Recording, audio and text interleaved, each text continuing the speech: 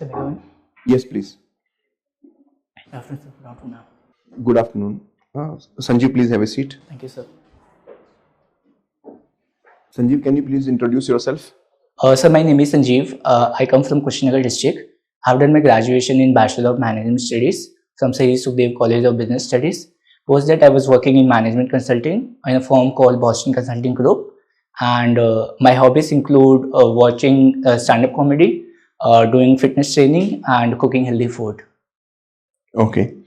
So you have done your business bachelor's of management studies, and you have worked with the private company. Yes, sir. Now you are aspiring to join the government organization. Yes, sir. Can you differentiate between the organizational structure of private sector companies and public sector organizations? Sir, first of the thing that I can see in terms of organizational structure is the overall framework and the division of work. While we see a very mechanistic structure in government organization, the structure is very much flexible and organic in the private organization. Another sort of differences that I can notice is focus on innovation that is there in the private organization. While in government organization, it is more on achieving the goal effectively, and thus the process may not be very efficient in doing so. That is what I can recall as of now, sir. Okay. So do you mean that public sector organizations are not optimally structured? Sir, they are structured optimally. However, I believe that they do not have the kind of discretion or the kind of flexibility that we see in a private organization. That kind of flexibility, I guess, to an extent is missing in government organization, because they have to follow all the rules, procedure. So they have to make sure that not only the process is efficient, but it is also very effective. So in terms And how about research and development organizations like DRDO, ISRO? Sir, they have that flexibility of doing that research. I mean, they have greater autonomy, I would say, as compared to other organizations. Right. So we can't generalize. Right, sir. Right, sir. And how do you differentiate between the culture of public sector and private sector? So culture of public sector is more driven towards serving the people.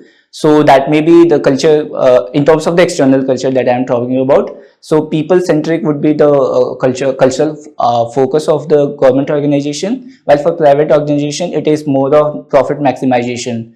So they may not be very much people-centric in terms of that their main organization, their main client is not people per se. But practically, if we see, private organizations are more customer-oriented. Customer satisfaction is their first priority. Definitely it is for the profit maximization, but the experience of the customer is better with the private sector as compared to the public sector. In public sector, the level of satisfaction is not too much. Yes, sir. Right. So how do we reconcile this dichotomy that on the one hand, public sector should be more people oriented, but the practical outcome is otherwise? Yes, I think there needs to be a cultural shift in terms of not seeing the people as an end, but rather as a means.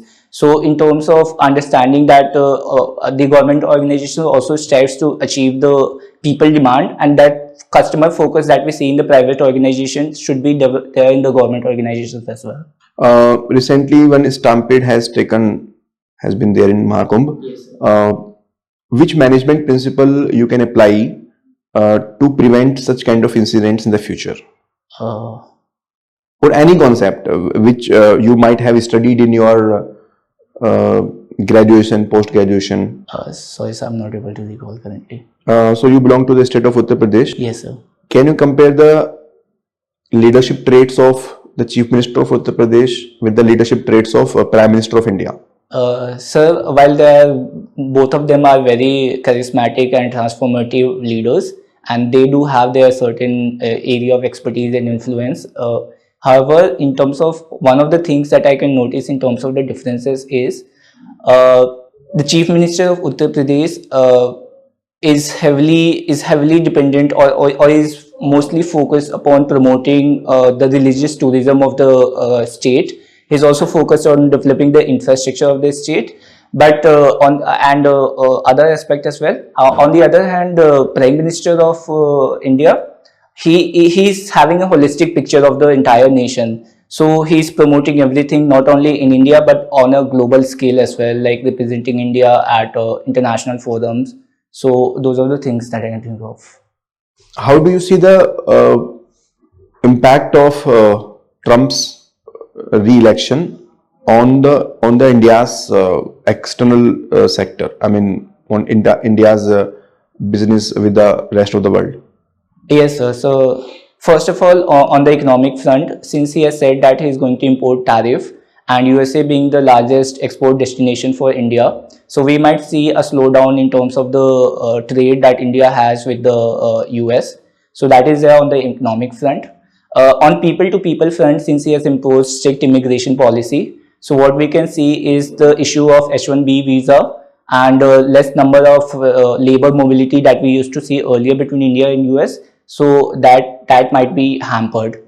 Uh, Another thing, since he has threatened to withdraw from the multilateral institutions like WHO and UNICEF, so what we can see is there's a Kindleberg trap in terms of US being the largest financier and is a major donor, was a good recipient of the public good. So what we can see is that might be diminishing, and also the impact can be seen because WHO partners with Ministry of Health and works on many programs.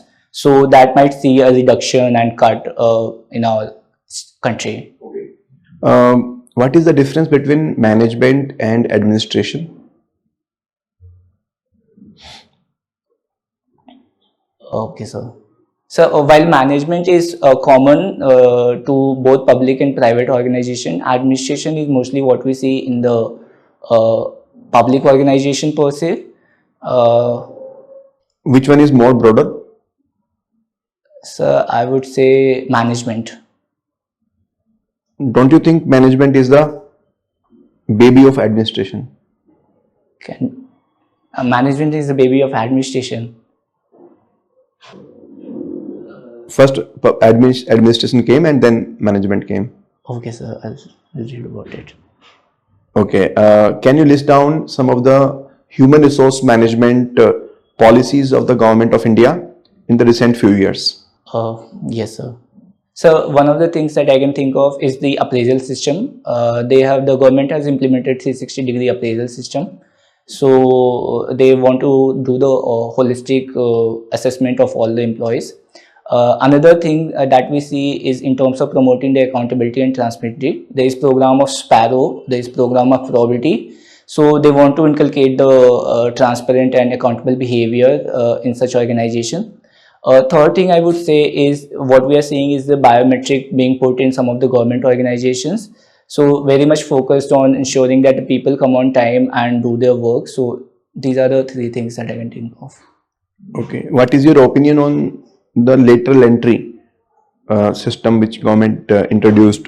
Sir, while the motive is very good in terms of having the specialized people at the top level position, however, I do think that the process that is being followed might not be very transparent, and that is why there were some allegations that the people who were favorable to the government might be put on the top position.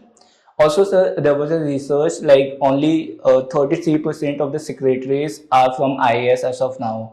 So, if we see that the government intention of doing the later hires, uh, I mean, it is very, I would say, early to comment on how effective these people are. So, once we have that assessment in terms of the place, then we can better formulate the policy. Okay. Can you point out the successful people who were hired through lateral entry in the past as well, even before this government? I'm not sure if it is a lateral entry, sir, but Nandan Nilekani used to work with the government of India. Yes, absolutely, that is lateral entry. Yeah. So he has. Nandan Nilekani, Sam Pitroda, even Manmohan Singh. Sure, sir. I'll read about it. Fine. So, are you aware about the digital public infrastructure? Yes, sir. How many components it has? So I'm not able to recall the exact number. Okay. Are you aware about the concept of account aggregator? Yes, sir. IBI has come up with this policy of having an account aggregator, that all the financial information of all the person can be put into one place or one. And how it is different from the CIBIL score that we already have, CIBIL information? So not sure, but if I may guess, Sure. Sir, CIBIL is more on the giving the credit information of the customer, while I guess account aggregator will be more holistic in terms of not only giving the credit information, but also other financial information related to a person. How do you see the corporate governance related issues in India? There have been so many successful businessmen like Subhash Chandra, Naresh Goyal, and many others who have achieved certain level of success in their career, and later on it is found that they have compromised the ethics.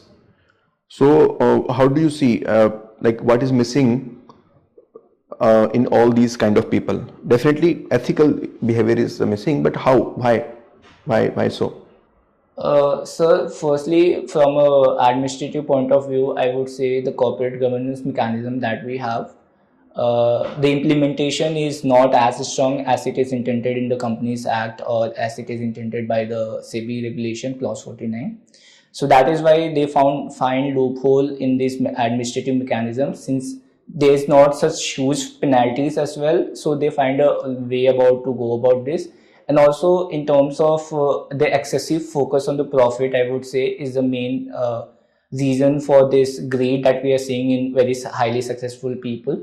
So those are the things that I can think of. And how do you see the role of SEBI? In last couple of years, there have been allegations over the integrity of SEBI chief. Definitely, sir. There were some concerns regarding appointment and the recent Heidelberg research on the role of SEBI. However, overall, I think SEBI is bringing in huge measures to promote investor-friendly capital market in India. There is clause 49 that is promoting strong corporate governance for the listed companies. There is business responsibility and reporting framework for ESG norms that they are bringing in for the publicly traded companies. Then what we are seeing is they recently in the news also they are coming with the platform day one platform. So wherein they are trying to reduce the gray market trading and also cutting down on the insider trading front of it. So overall, they are doing a good job. Recently, as we can see, capital markets have been highly volatile, and in last 3-4 months, the major indicators have gone down by almost 15%. What suggestion you will give to the retail investors? How should they deal with this kind of volatile market? Because now there is more craze of investment, but lot of people lose the money because of this volatility. What kind of advice you can give to the retail investors?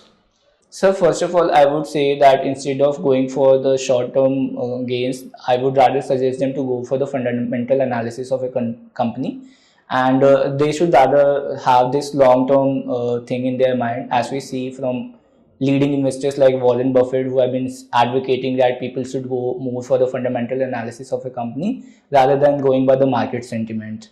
Secondly, I would say that the financial education and awareness in terms of not only what is happening in the country but outside the country, the global factors, how they are impacting the stock market should also be taken into consideration before putting into their money into the stock market.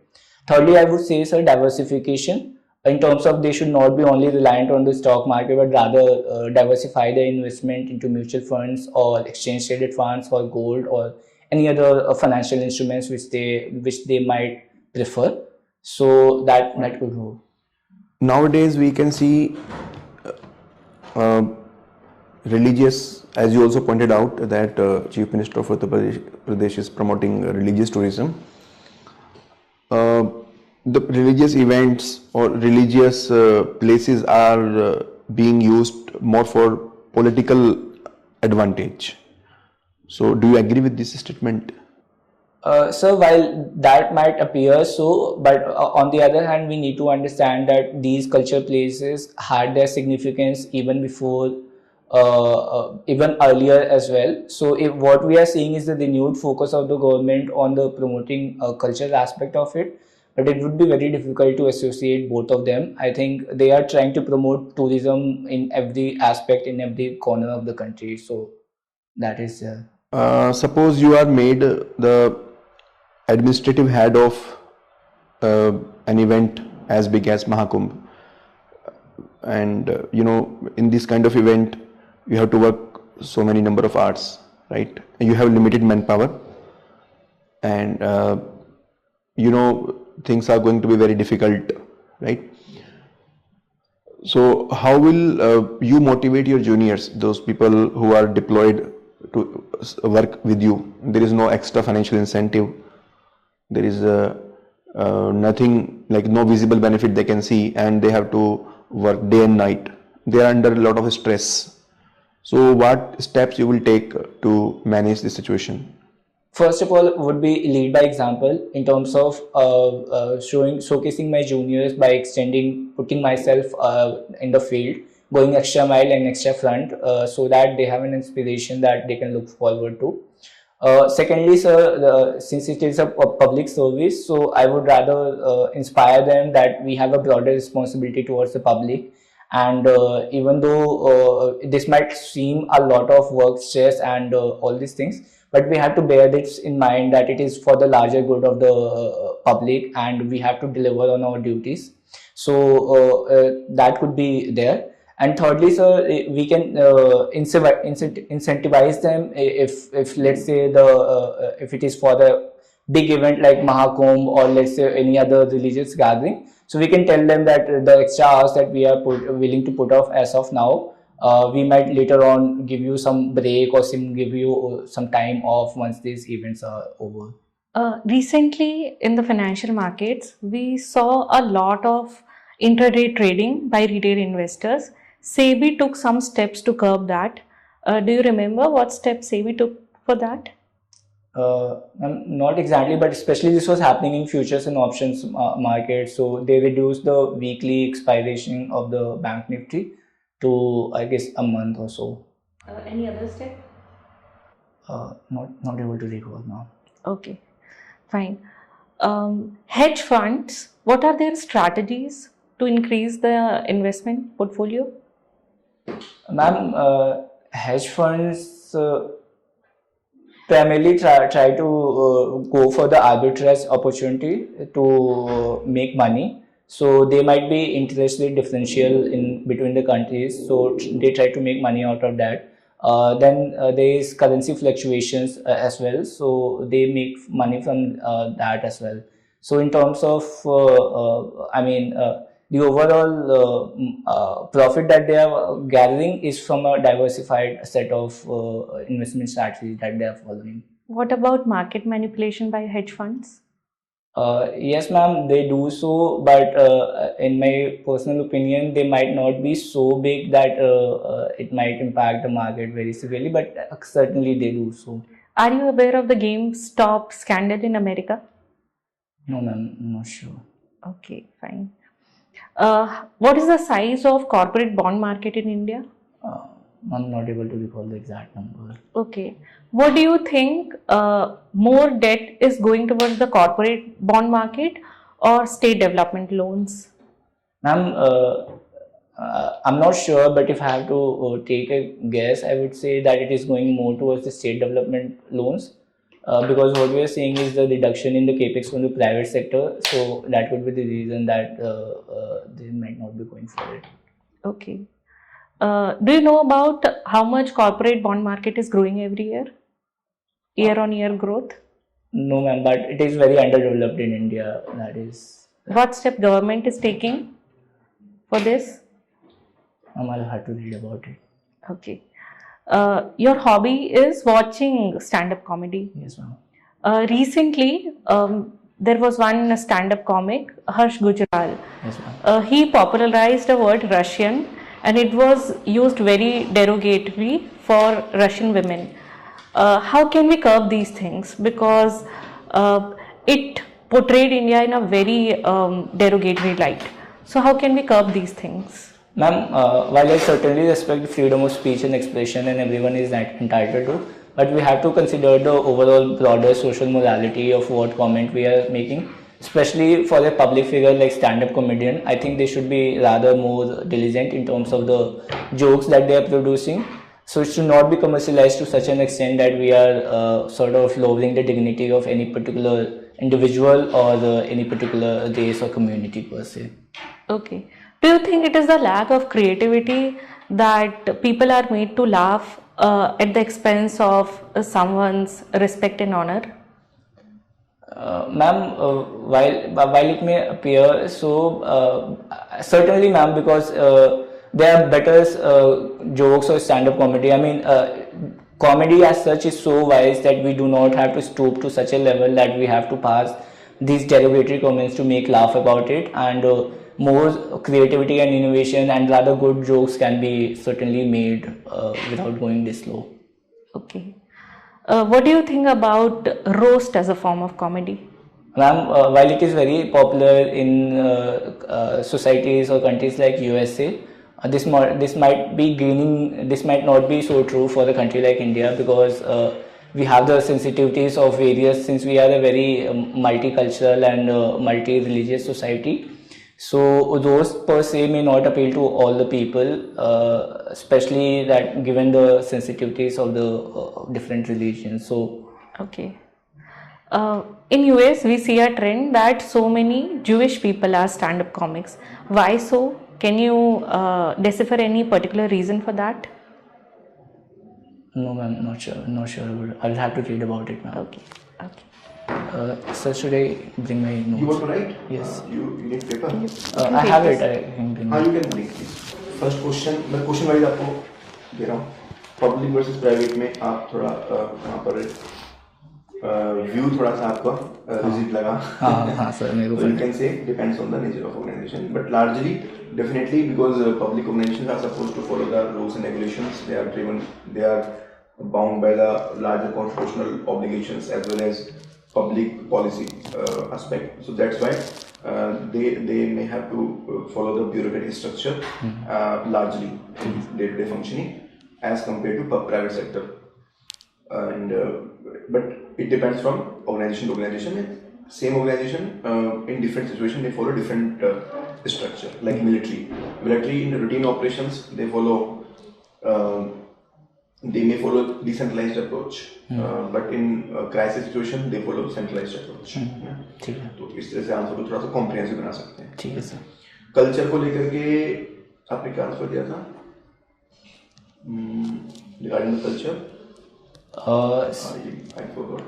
Sir, private more focus on the customer. हाँ, customer वो है ना. तो आप ये कह सकते हो कि जो प्राइवेट पे थोड़ा इनफॉर्मल कल्चर ज़्यादा है. हाँ.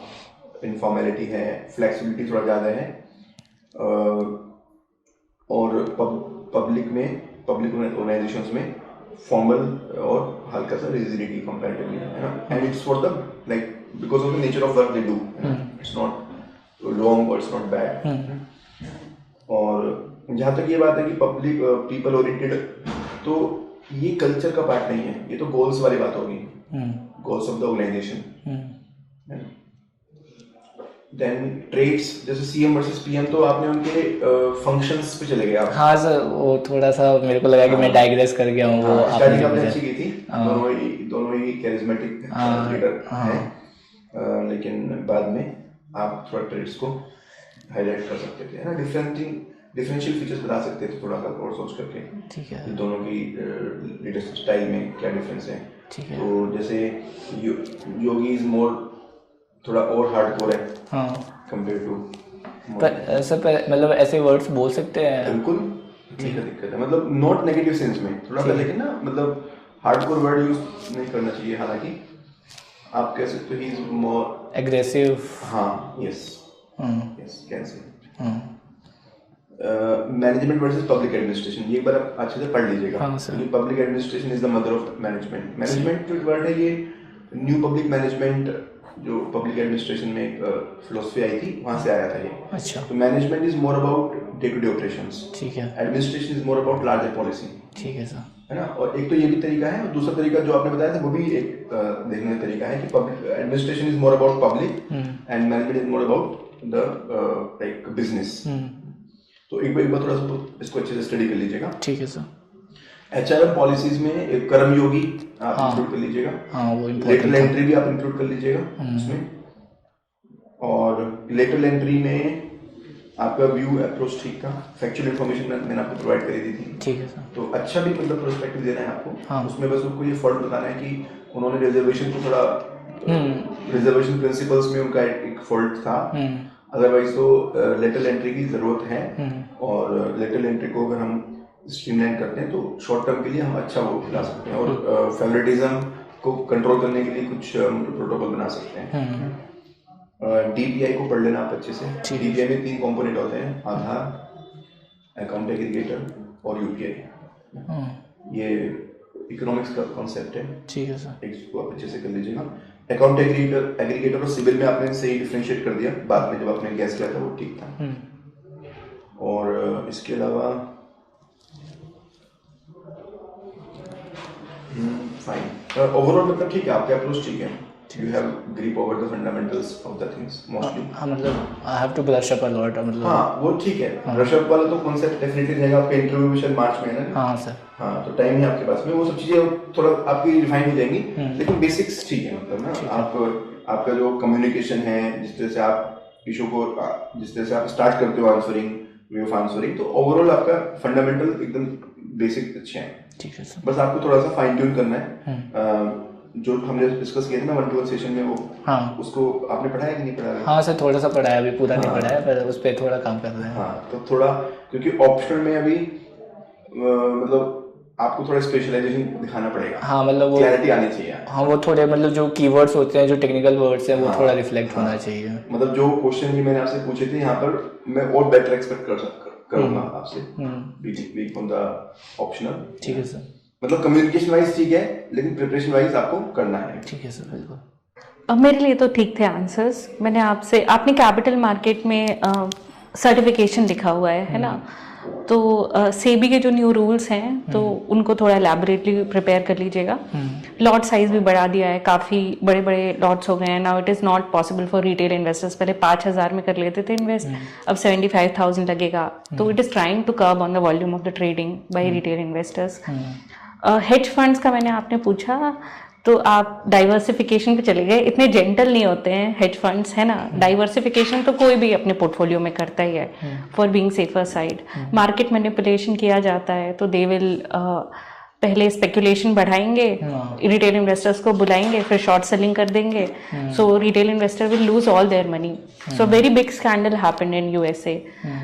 लोगों ने अपनी पूरी लाइफ की सेविंग्स लगा दी, नौकरियां छोड़ दी कि तो बस यही लाइफ बना देगा। So that kind of market manipulation hedge funds do, क्योंकि उनको कहीं ना कहीं से तो विंडफॉल गेन चाहिए ना।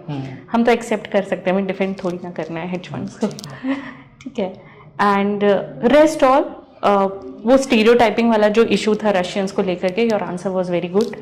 एंड ज्यूज का एक स्टैंड अप कॉमेडी में एक पर्सपेक्टिव है कि जो कम्युनिटी को जेनोसाइड या फिर बहुत ही मतलब इस तरीके की कंडीशंस झेलनी पड़ती हैं, तो वहाँ पे स्टैंड अप कॉमेडी का कल्चर देखा गया to release the stress of the people. So आपने देखा होगा ना, साइनफील्ड है और ये सारी चीज़ें हैं। हाँ। तो स्टैंड अप कॉमेडी में वो पर्सपेक्टिव है। Even in Pakistan you see stand up comedy बहुत चली है बिफोर, लाइक वो it became a trend because कई बार वहाँ पे डिक्टेटर्स ने रूल किया हुआ है, तो कुछ और आउटलेट नहीं है।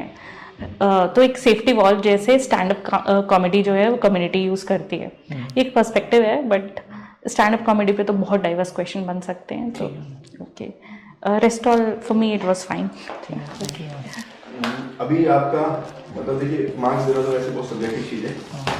अभी आप 170 180 में कैसे, अगर आपका फाउंडेशन अच्छा है तो थोड़ा फाइन ट्यूनिंग अच्छे से कर लीजिए। ठीक है। ऑप्शनल को लेकर के तो 2-3 दिन अच्छे से कर लीजिए। हाँ। और इकोनॉमिक्स को लेकर बहुत अच्छे से कर लीजिए। अभी बजट आएगा, सर्वे आएगा, और अगर आप चाहो तो एक बार और मौका दे सकते हो। हाँ सर बिल्कुल, एक बार करने का, क्योंकि अभी टाइम है। तो आपको एकदम एक्सीलेंट इंटरव्यू देना है। हाँ वही गोल वही है सर, क्योंकि 20-30 मार्क का गैप तो एकदम दिख रहा है मुझे। हाँ अभी बहुत जनरल जा रहे हैं आपके जो आंसर से, स्पेसिफिक कम जा रहे हैं। हाँ सर। तो इम्प्रूव करना है। ठीक है सर। और बताइए anything else? No sir, thank you. मतलब मेरे को तो since it is my first interview, so I think it is. आपने अभी स्टार्ट ही किया ना, मौका अभी भी दिए नहीं ना? एक भी नहीं दिया। उस हिसाब से ठीक है आपका। अभी पहला है, मतलब कि बेसिक मतलब कोई रफ पैच वैसा कुछ नहीं है। हाँ जैसे कई बार होता है कि कम्युनिकेशन में कुछ इशू आता है या एडिक्वेट वाइज, तो बेसिक आपका इज गुड। ठीक है सर। ठीक है। ठीक है सर, थैंक यू मैम।